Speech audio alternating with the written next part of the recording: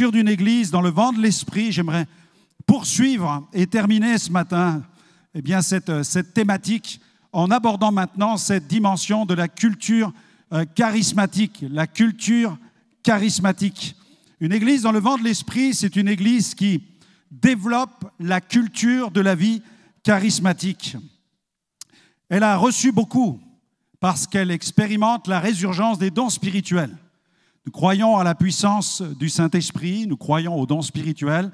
Et l'apôtre Paul, dans son exposé sur les dons spirituels, les détaille en nous fournissant 9 dons spirituels que nous pouvons classer en 3 catégories. Les dons d'inspiration, les dons de révélation et les dons de puissance. Avec les dons d'inspiration, nous avons la prophétie, la diversité des langues et l'interprétation des langues. Ensuite, il y a les dons de révélation, avec le don de discernement, avec la parole de sagesse, la parole de connaissance, et les dons de puissance, avec le don de foi, des dons de guérison et le don d'opération de miracles. Nous avons devant nous une panoplie extraordinaire de dons spirituels, et nous pouvons les recevoir en passant par cette porte qui est l'expérience du baptême dans le Saint-Esprit. Amen. C'est pourquoi le baptême dans le Saint-Esprit est une expérience cruciale qui se traduit par une immersion dans l'onction avec une expression vocale, celle de langue nouvelle. Nous parlons de nouvelles langues, un langage mystérieux que Dieu comprend, qui est le langage de l'Esprit, qui transcende toutes les langues et les dialectes qu'il y a sur la terre et qui est propre à chaque individu. C'est pourquoi il n'y a pas un parler en langue qui ressemble à un autre, et tout parler en langue est appelé aussi à croître, à se développer et à connaître de véritables métamorphoses au fil des années. Le parler en langue que j'ai pratiqué en 1986 n'est plus le même que je pratique aujourd'hui. Parce que j'ai appris à discerner quelles sont les nuances des impulsions de l'esprit et à parler en langue selon la conduite du Saint-Esprit. C'est pourquoi immergez-vous dans le Saint-Esprit et dites-vous une chose, votre parler en langue va évoluer. Votre parler en langue va grandir. Gloire à Dieu. Vous allez grandir dans cette dimension. Mais en même temps, l'Église doit prendre conscience de quelque chose. Les charismatiques, ceux qui vivent dans la dynamique charismatique, évoluent dans la puissance de Dieu, ils expérimentent la résurgence, mais ils sont appelés à marcher dans une plus grande fidélité et intégrité parce qu'ils ont compris qu'ils avaient reçu davantage. Amen. Dans Luc 12, 48, Jésus lui-même déclare « Celui qui a beaucoup reçu, on lui demandera beaucoup.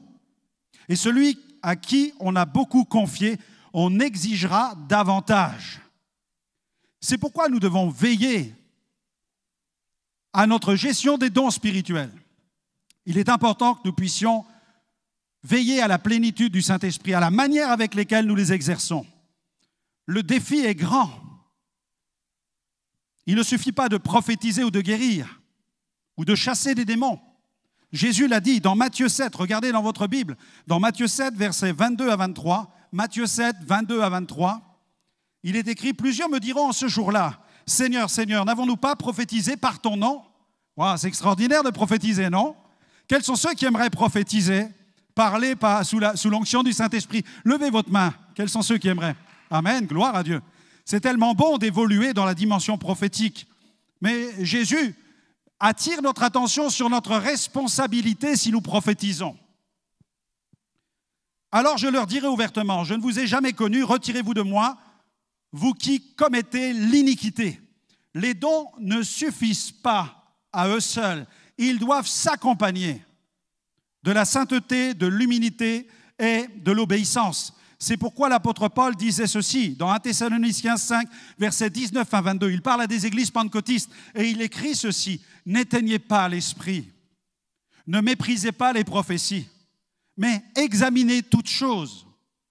Retenez ce qui est bon, abstenez-vous de toute espèce de mal. » Et l'apôtre Paul va consacrer tout un chapitre, le chapitre 13 de la première aux Corinthiens, où il va parler de l'amour, l'importance de l'amour. Si je n'ai pas l'amour, Paul dit « je ne suis rien ». C'est pourquoi les dons spirituels, toute cette dimension charismatique n'est pas suffisante à elle seule. Elle a besoin d'être complétée par ce réservoir de grâce, d'amour et de bienveillance que seul Jésus peut nous donner à son contact et dans sa présence. C'est pourquoi les églises charismatiques sont appelées à une vigilance constante, je dirais permanente. Elles doivent être des modèles d'intégrité, des lieux où la puissance de Dieu est manifestée, mais toujours avec l'équilibre de la parole et la gloire qui revient uniquement à Dieu seul. Amen. Amen.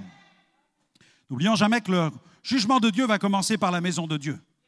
Donc nous devons veiller à cela. Rechercher avec ardeur les dons spirituels, 1 Corinthiens 14, 1, mais surtout celui de prophétie. Et la clé de l'exercice des dons, 1 Corinthiens 14, donc verset 1er, toujours, recherchez l'amour, recherchez l'amour. Que le Christ habite dans vos cœurs par la foi. C'est ce que Paul enseigne aux Éphésiens, étant enraciné et fondé dans l'amour de Dieu. C'est l'une des clés, être fondé dans l'amour de Dieu. 1 Corinthiens 13, 8, la charité ne périt jamais, les prophéties prendront fin, les langues cesseront, la connaissance disparaîtra, les guérisons, les miracles s'arrêteront. Mais l'amour demeure éternellement. C'est pourquoi tu dois rechercher de façon primordiale l'amour de Dieu. Tu dois rechercher sa présence et le cœur de Jésus. Tu dois être au contact du cœur de Jésus pour exercer tout le potentiel qu'il te donne comme équipement. Tu ne dois pas te focaliser uniquement sur l'équipement. Tu ne dois pas te focaliser exclusivement en disant « Seigneur, je veux le don des guérisons » pour voir des choses spectaculaires. Je veux le don des miracles pour en mettre plein les yeux aux gens. Je veux le don de prophétie pour que tous les gens disent de moi « Waouh, c'est un prophète ». Non, en faisant cela, tu cherches à attirer simplement l'attention sur toi. Jean-Baptiste disait « Il faut qu'il croisse et que je diminue ». Le but, c'est que tu disparaisses derrière la gloire de Jésus. Amen. C'est que Jésus manifeste sa gloire dans ta vie. Alléluia. Gloire à Dieu. Recherche l'amour. Quand je parlerai les langues des hommes et des anges, 1 Corinthiens 13, 1 à 2, si je n'ai pas l'amour, je suis un airain qui résonne ou une cymbale qui retentit. Et quand j'aurai le don de prophétie, la science de tous les mystères, toute la connaissance, quand j'aurai même toute la foi jusqu'à transporter les montagnes, si je n'ai pas l'amour, je ne suis rien. Je ne suis rien.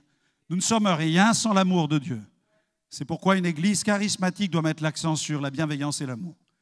C'est pourquoi nous devons rechercher en permanence cet amour et le meilleur moyen de le recevoir, c'est de fréquenter la bonne personne. Fréquente Jésus. Passe du temps avec lui. Et lui va déverser dans ta vie tout ce qui lui appartient. Il est rempli de toute la plénitude de Dieu. Il va donc déverser en toi toute sa plénitude. Il va déverser de sa plénitude en toi. 8e point, une église qui évolue dans le vent du Saint-Esprit. C'est une église qui évolue dans une culture d'expansion. Amen. Des disciples qui font des disciples. L'église est appelée à être une maternité, une salle d'accouchement. Amen. Je sais pas, j'ai eu l'occasion d'assister aux naissances de mes 2 enfants. Moi, c'est le chaos dans la salle d'accouchement. Il faut tenir le choc. Et j'admire les femmes pour leur capacité à endurer cette épreuve. Amen. On peut les applaudir. Dieu soit béni pour les mamans. Je connais des papas qui ont oublié le moment de la naissance de leurs enfants. Dès qu'ils ont mis le premier pas dans la salle d'accouchement, ils sont effondrés par terre. Quel moment extraordinaire. L'église, c'est aussi une salle d'accouchement. L'église, c'est aussi une maternité. Il y a des cris, il y a de la souffrance, il y a de la douleur, il y a de la sueur, il y a des hommes et des femmes qui viennent, qui sont blessés, qui arrivent du monde, et ils vont naître à une nouvelle vie. Donc c'est une salle d'accouchement. Dieu soit loué. Et c'est là qu'ils vont vivre une véritable transformation, parce que c'est une véritable maternité. Et Paul considérait l'Église comme aussi cette maternité. Dans Galates 4, 19, Galates chapitre 4, verset 19, si vous avez votre Bible, regardez avec moi. Galates 4, 19. Mes enfants, pour qui j'éprouve de nouveau les douleurs de l'enfantement, jusqu'à ce que Christ soit formé en vous. Amen. Il y a des moments où Paul disait, ça y est, ils grandissent, gloire à Dieu. Et à certains moments, il voyait l'Église qui retombait dans les anciens sentiers, dans les mauvais travers, et l'apôtre Paul les voyait passer de l'âge adulte à celui de l'enfance. Et il dit, j'éprouve à nouveau pour vous là les douleurs de l'enfantement. Il est en train de se dire, mais ils se comportent encore comme des gamins, ils se comportent encore comme des bébés, comme des enfants, c'est du babillage, c'est de l'enfantillage. Il faut qu'ils grandissent. Et à certains moments, l'apôtre Paul se réjouissait. Il se réjouissait parce qu'il les voyait devenir comme des chefs et comme des maîtres. Mais à certains moments, il retombait dans les mêmes travers. Alors il disait, j'éprouve de nouveau les douleurs de l'enfantement à votre sujet. Pourquoi ? Parce que les Galates se replaçaient sous la loi. À cause de cela, Paul en souffrait, parce qu'il leur avait prêché la grâce. Et de temps en temps, dans certaines prédications, la question de la circoncision revenait à la surface. On voulait que les chrétiens passent par la circoncision. Les hommes, bien sûr, vous m'avez compris. Mesdames, vous vous accouchez, mais vous êtes privés de la circoncision. Mais nous, par la grâce de Dieu en Christ, nous sommes circoncis de cœur. Amen. Moi, je viens du monde païen, je ne suis pas passé par la circoncision. Dieu soit béni. Mais mon cœur a été circoncis. Gloire à Dieu. Et en Christ, les femmes connaissent la circoncision. Celle du cœur, amen. La Bible dit qu'en Jésus-Christ, hommes et femmes sont circoncis de cœur. Ça veut dire que Dieu crée une ouverture qui lui donne le droit d'avoir un regard dans notre vie intérieure. Amen. La circoncision, c'est cela. C'est le droit de regard de Dieu dans notre vie intérieure. Gloire à Dieu. Mais l'Église, c'est aussi un centre de soins. C'est une maternité, c'est un centre de soins. Parce que là, le Seigneur soigne les cœurs brisés. C'est là où on accompagne les bien-aimés dans le processus de guérison. Spirituellement, cela signifie que nous offrons de l'écoute, nous offrons le pardon aussi, et tous les soins nécessaires à toutes les blessures que le monde a pu occasionner, blessures de rejet, blessures d'injustice, blessures d'échec, toutes ces blessures-là, eh bien, dans l'Église, on trouve un centre de soins. Il y a la maternité, il y a le centre de soins, et puis il y a ensuite la caserne. Gloire à Dieu. Il y a la caserne. Une église, c'est aussi une caserne. C'est là où on trouve un ordre divin avec des soldats. Parce que nous ne sommes pas appelés à passer toute notre vie à la maternité ou dans le centre de soins, mais le plan de Dieu, c'est de nous guérir, de nous restaurer, afin de nous mettre en marche pour répondre au plus grand combat qui soit, le combat de la foi. Afin que chacun d'entre nous, nous puissions annoncer l'Évangile autour de nous avec les armes de Dieu. C'est pourquoi Paul dit, revêtez-vous de toutes les armes de Dieu, les armes de la lumière.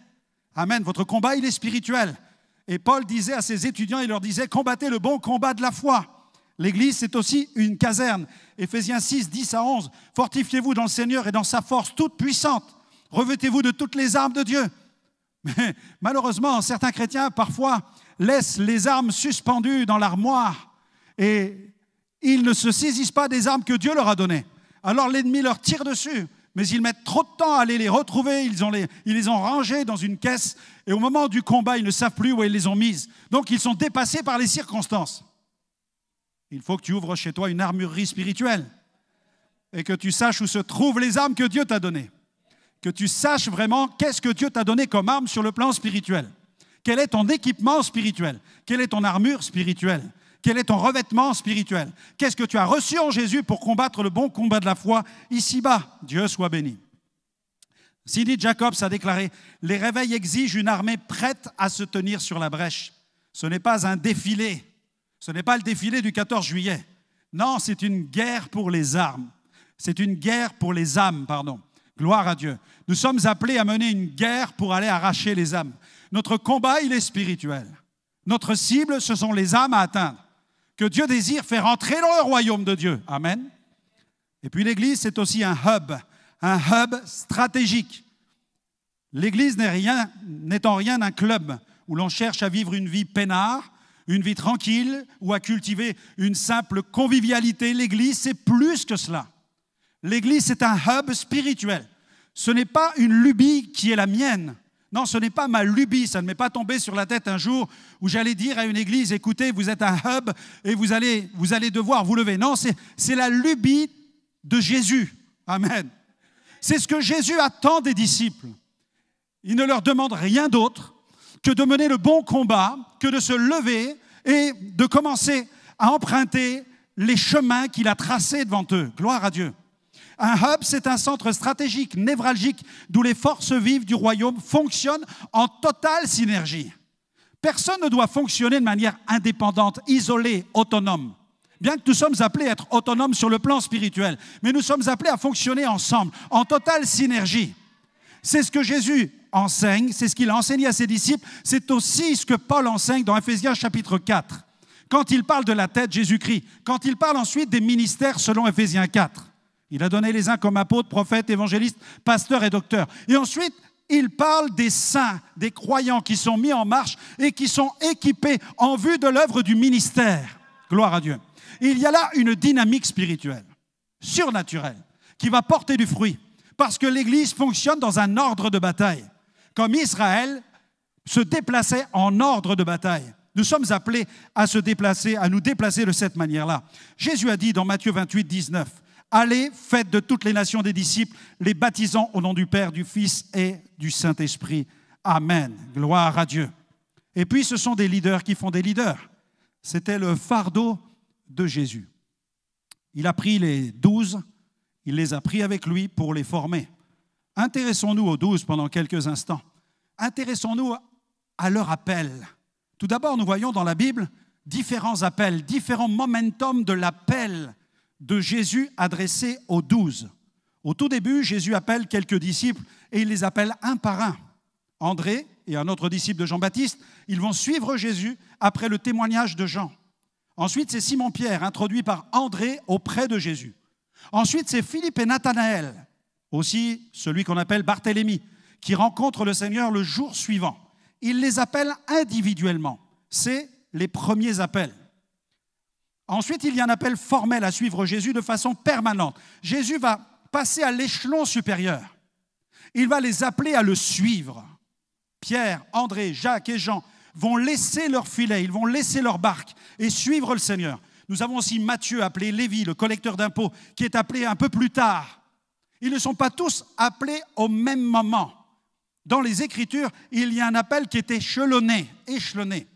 Et ensuite vient la constitution officielle du groupe appelé les 12, après une nuit de prière. Mais déjà, Jésus avait passé plusieurs semaines, voire plusieurs mois avec eux. Mais après une nuit de prière, là, il va véritablement intercéder pour les choisir. Et il va désigner officiellement les 12 apôtres, probablement environ 1 an après le baptême de Jésus.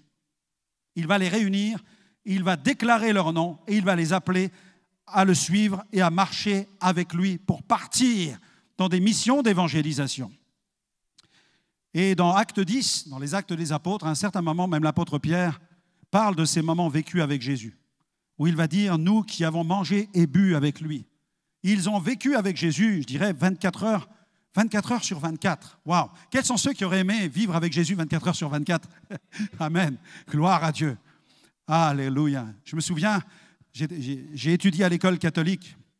J'étais au cours Mabillon. Et puis dans ce cours, eh bien, il y avait des croix, des crucifix dans les salles de classe. Et je me souviens de ce moment, j'étais en train de répondre à un devoir. Et mes yeux se sont tournés vers le crucifix. Et tout à coup, quelque chose qui m'a transcendé. Ça m'a traversé l'âme. C'est comme une épée qui m'a transpercé. Et dans mon cœur, il y a ces paroles qui ont jailli. Si tu étais là aujourd'hui, je serais ton disciple. Si tu es là aujourd'hui, je serai ton disciple. Il y avait déjà en moi cet appel à servir Dieu. Cet appel ne date pas de 1985, mais déjà bien avant. Jésus me préparait à le rencontrer.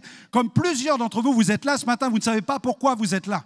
Vous avez regardé peut-être un programme sur les réseaux, on vous a invité à venir participer et vous ne savez pas, mais en fait vous allez réfléchir et un jour vous allez comprendre que depuis longtemps Dieu vous appelait à le rencontrer et à suivre Jésus. Vous n'êtes pas là par hasard ce matin, amen. Vous êtes là parce que le Seigneur vous a attiré dans sa maison et il dit dans sa parole, remplissez ma maison, amen, gloire à Dieu.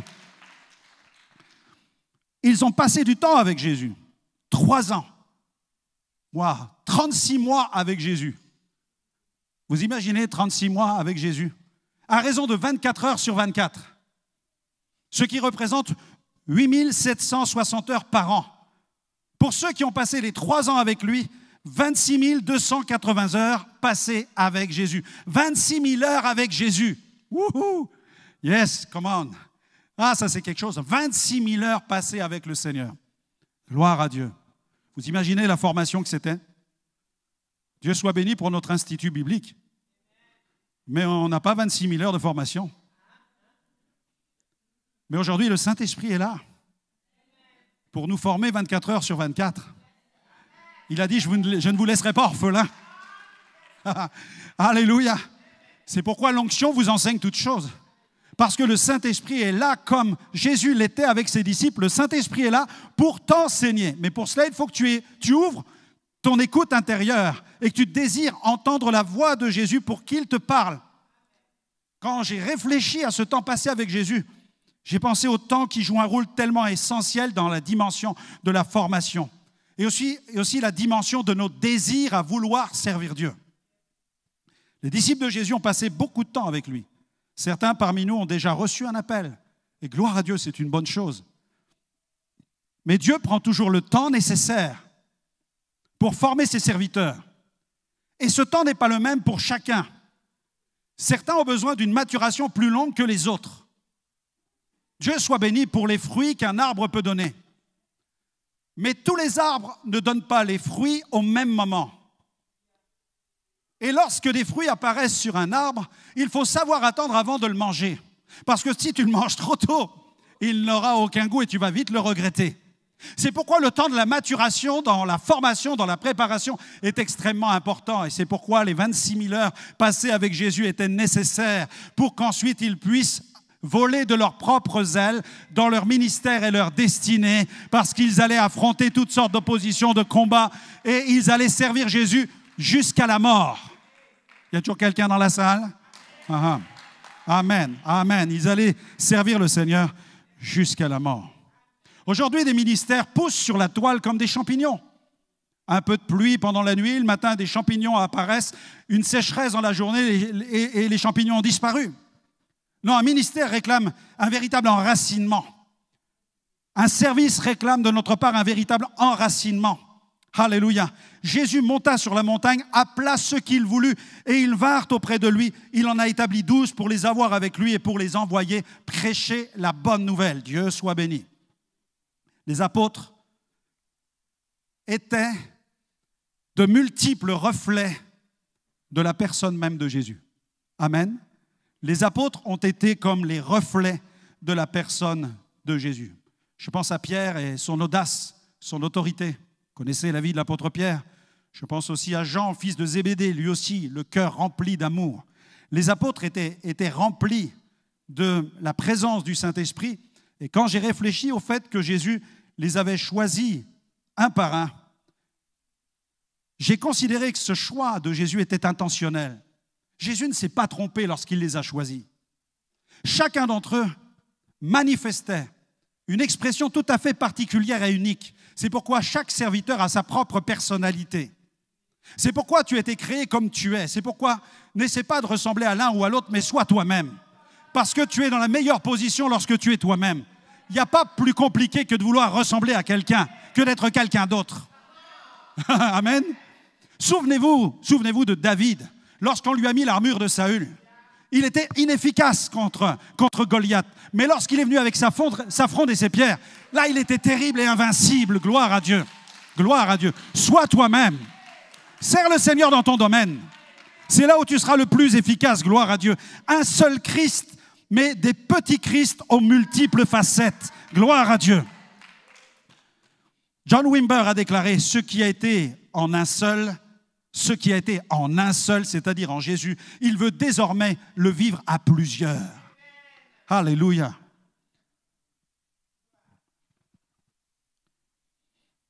Dieu soit loué. Et l'apôtre Paul dit, ce que tu as entendu de moi, en présence de nombreux témoins, confie-le à des hommes fidèles qui vont être capables de l'enseigner à d'autres. Confie-le à des hommes fidèles.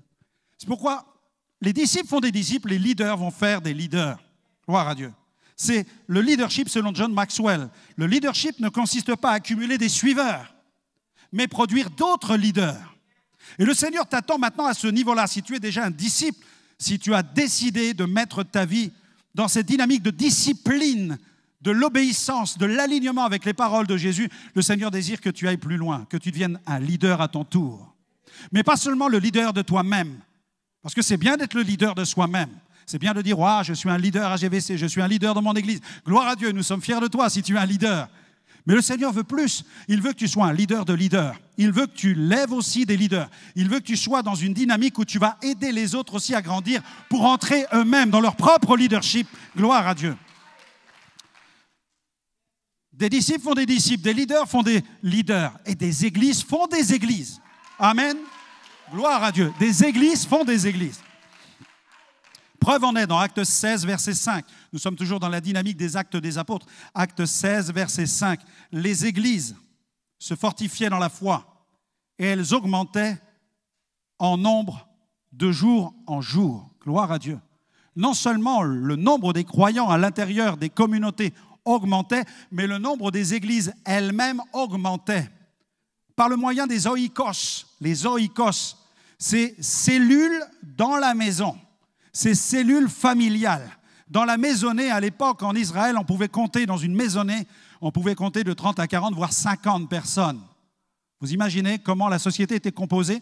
Ce qui veut dire qu'à chaque fois que quelqu'un se convertissait à l'intérieur d'une maison, c'était une église quasiment qui naissait. Vous aviez tout à coup le potentiel d'une vingtaine, d'une trentaine, d'une quarantaine, d'une cinquantaine de personnes qui pouvaient devenir membres de cette communauté naissante. C'est pourquoi l'Église a connu une dynamique exponentielle, parce qu'elle s'est développée au travers des maisons. Et la Bible dit que Paul lui-même prêchait et enseignait dans les maisons. Gloire à Dieu. Il y a tout un travail à faire dans les maisons, tout un travail à accomplir au sein des maisons. Et nous rendons grâce à Dieu pour toutes les maisons qui s'ouvrent par le biais de notre communauté pour accueillir des réunions de maisons afin de permettre à des voisins, des voisines de se tourner vers le Christ. Gloire à Dieu. Alléluia. Ralph Moore est un implanteur d'église. Il a un ministère apostolique et c'est l'un des ministères qui a connu l'une des plus grandes dynamiques de multiplication d'églises sur la planète. Il a été à la tête de plusieurs centaines de plans d'action pour implanter des églises. Et un jour, il a décidé d'implanter une nouvelle église à Hawaï. Quels sont ceux qui rêvent d'aller à Hawaï? Oui, sur la plage, baissez votre main. Quels sont ceux qui rêvent d'aller en mission à Hawaï? Un peu moins. Gloire à Dieu.